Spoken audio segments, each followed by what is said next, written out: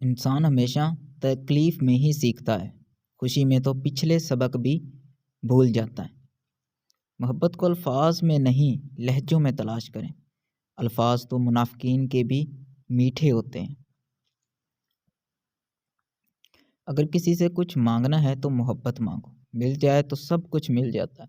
मोहब्बत के बगैर हर चीज़ ऐसे मिलती है जैसे मरने के बाद कफन मिलता है।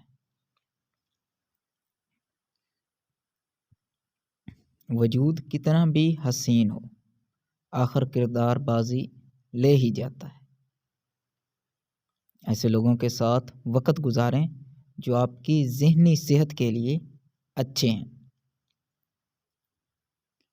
हमारा ताल्लुक़ इस अंधे माशरे से है जहाँ उदासी का यकीन दिलाने के लिए आंसू बहाने और बीमारी का यकीन दिलाने के लिए मरना पड़ता है।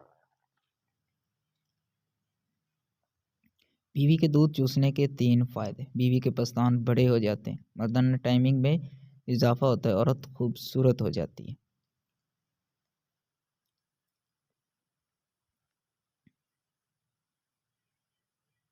जिनके पास मोहब्बत के सिवा देने के लिए कुछ ना हो, उनको जीने के लिए दर्द के सिवा कुछ नहीं मिलता।